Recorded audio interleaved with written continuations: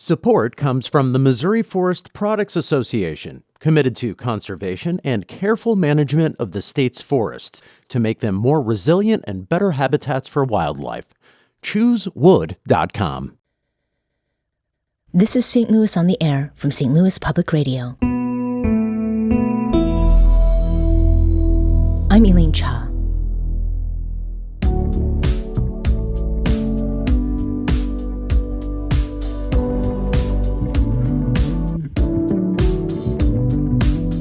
Corrosion is probably the answer. It's a steel main, riveted steel main, about 100 years old.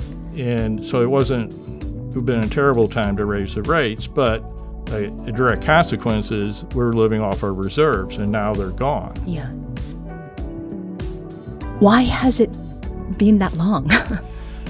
It's been discussed, but rate increases aren't popular with anybody. As of 2 weeks ago, people who receive their water from Missouri American Water and who live in St. Louis and St. Charles counties saw their monthly water bills increase between about $5 and $7, and an increase could soon be coming to residents in the city of St. Louis. Over the weekend, the city's water division responded to 16 water main breaks throughout neighborhoods in South St. Louis. All those breaks stemmed from a break on Friday afternoon in the St. Louis Hills neighborhood. And in May, there was another water main break that flooded an eastbound section of Highway 40, also called Interstate 64, near Forest Park. A family had to be rescued after their van was stranded in the rising water. The aging water infrastructure in St. Louis and rising costs now have some St. Louis leaders calling for a 40% water rate hike that would happen over 2.5 years. Then, starting in 2026, price increases would be tied to the cost of inflation. Joining me in studio to talk about water changes and charges is Curt Skouby, Director of the City of St. Louis's Department of Public Utilities and Water Commissioner. Curt, welcome to the program. Thank you. Let's get right to it. Why is this increase necessary? It's necessary to cover the costs of the operations of the utilities. The utility is a enterprise fund in the city of St. Louis, so it's expected to raise the revenue for operation through the fees that it charges for its services. It doesn't come out of general revenue or taxpayer tax dollars. Our accounts are kept separate. Mm-hmm. Now, how much of the increase in revenue do you expect to go toward upgrading infrastructure like pipes versus paying for things like increased costs of treatment chemicals? The majority of the increase is going to go to the day-to-day operations. We've seen the inflation that's hit everybody else. It's substantial in the last 3 years, like our water chemical treatment.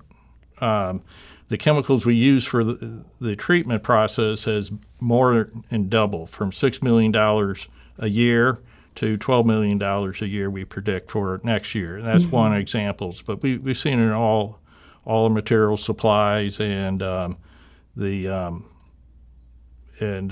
our other costs, our contracts and with contractors and stuff, all that's been rising. And our budget can't absorb it anymore. We've been utilizing reserve funds to make up the difference. Yeah. And so when we talk about inflation, we're not talking just about things, we're also talking about people. Yes. I mean, the wages that people are paid both internally in the city employees, but also to the contractors, what they pay their people. There's been steadily increasing. And I bring that up because I think, at least from my part, I think automatically about the pipes because that's the thing that is in the news, not necessarily about the other things that have to do with the day-to-day operations. But when it comes to the treatment chemicals that you've mentioned and the way that prices for those have risen so dramatically, are more chemicals necessary because infrastructural components haven't been replaced or maintained? Not directly. It's there to take the muddy water from the Mississippi and Missouri River, clean it to drinking water standards so that we have safe and good tasting water for our customers. And it's there's a number of processes that go into it. Yeah. Now, I'd like to talk about some of the ways that St. Louis City is different from other places. First, the city runs its own water division. And in a lot of other places in the St. Louis area, a private company like Missouri American Water Company, which we mentioned in the intro, takes care of water. Now, secondly, most consumers in St. Louis pay a flat rate for water, no matter how much they use. In the city, however, there are 80,000 flat rate accounts and 16,000 metered accounts. Curt, why are there both flat and metered accounts, and why do most people pay that is a flat rate rather than paying based on how much water they're using? It's a older utility. We started as a city run department in 1835. So the system was built out without meters for the residential customers. For most of them, they can have them if they would want them. But the meters are primarily for the commercial and industrial customers that might use a larger sum of water than a residential account. So in theory, it is meant to charge more to people who are or entities that are using much, much more than households would be. How do flat rate costs compare with costs to households that do have these meters? It's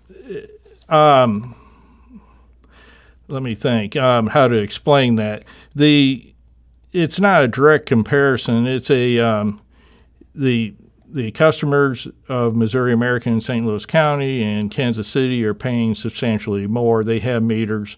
There's a cost to installing and maintaining and utilizing meters that their rates are reflected upon. It's generally a good value for our residential accounts because they can use as much water as they want, and it's a fixed rate. Right. And some utilities, they have a driving force to switch from flat rate to meters because they're in a drought-ridden area or a arid area like the Southwest, yes, where they have limited water supply. We have the Mississippi and Missouri River, and we have abundant water supply. And we also have the capacity at our treatment plants to deliver the water that people want. So there's not the driving forces that historically it's caused other utilities to switch over. Right. I can relate to the rates and being in a more arid area, having moved here from Los Angeles, and not being able to drink the water that comes from the tap either. I thought it was important to get to what some of the costs are, because we started with this question about why this proposed increase has come. The last time that rates were raised in St. Louis City was 2013. That's a whole decade ago. It was actually 2010, July 1st. And so it's been 13 years since we've had a rate increase. Why has it been that long? It's been discussed, but rate increases aren't popular with anybody, and so the bucket has been kicked down the road instead of raising the rates at an earlier time. Yeah.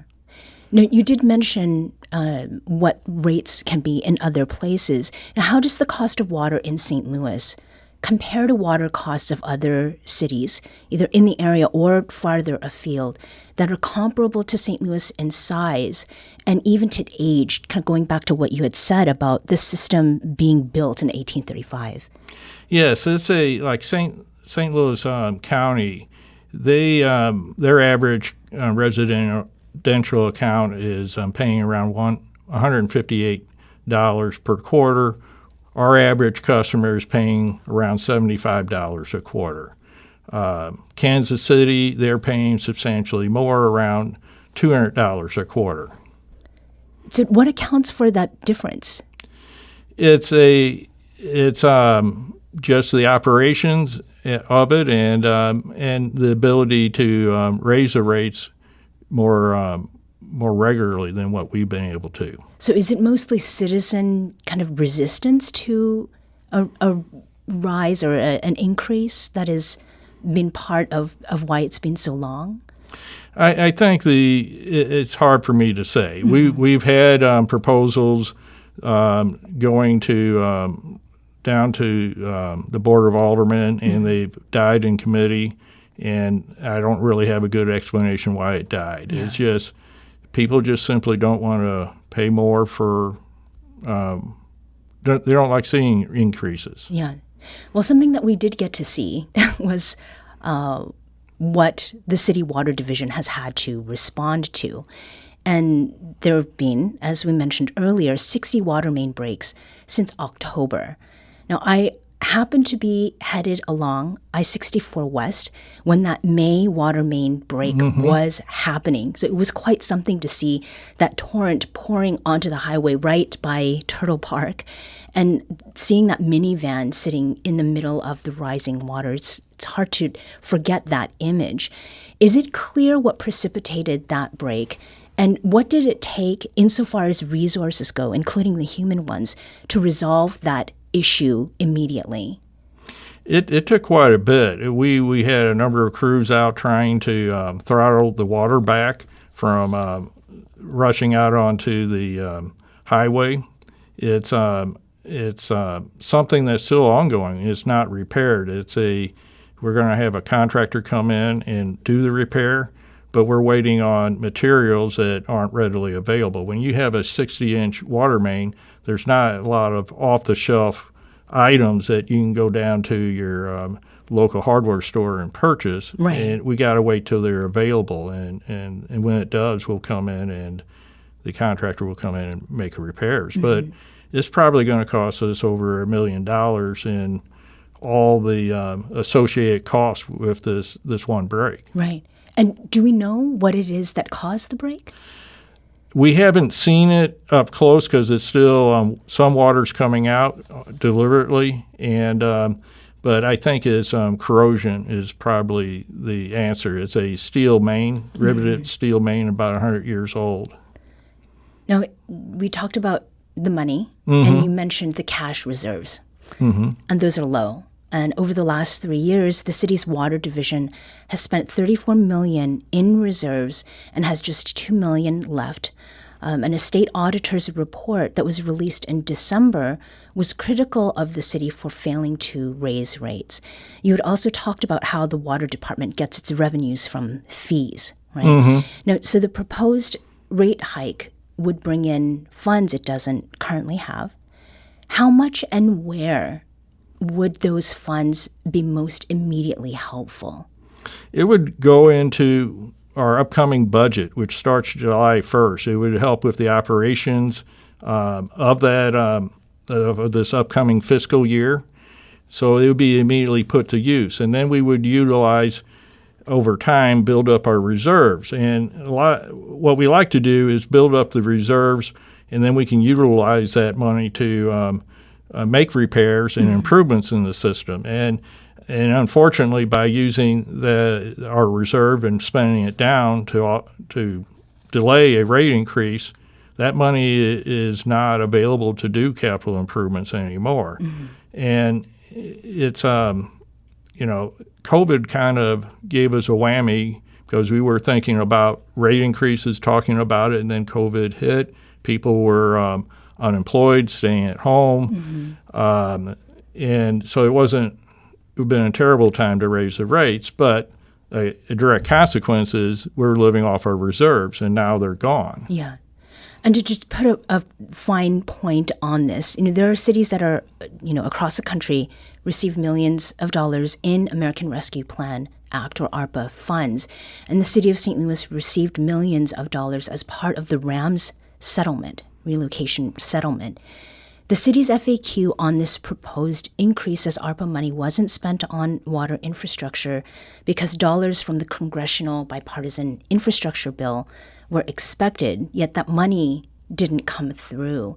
So given those circumstances, Curt, what do you say to residents asking, shouldn't we be using some of that federal money instead of increasing our rates? Well, there's a couple of things. One, that's for capital improvements. and it is not there to offset day-to-day operations, and it's a finite amount of money. So we need money for next year, the following year, and every year afterwards, and that won't address it.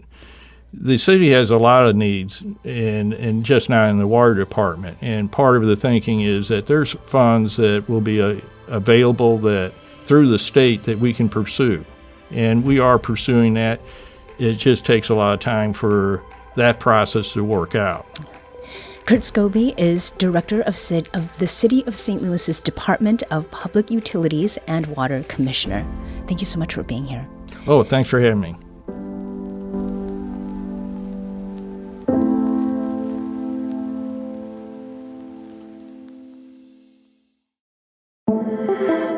Today's episode was produced by Alex Hoyer. Audio engineering and podcast design by Aaron Dork.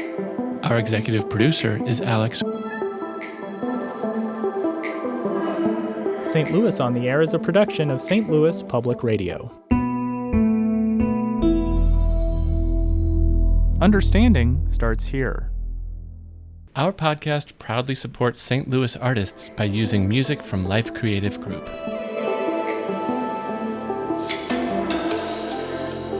Do you find yourself regularly listening to episodes of St. Louis on the Air? Suggest us to a friend you think might enjoy our conversations. And leave us a review and rating on Apple Podcasts on the App Store. It's the simplest way to help people discover our show. Thanks. St. Louis Public Radio is a member-supported service of the University of Missouri St. Louis.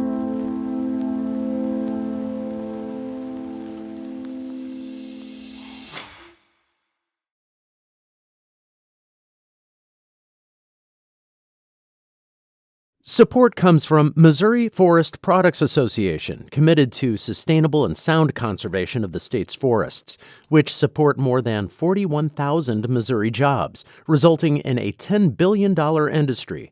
ChooseWood.com.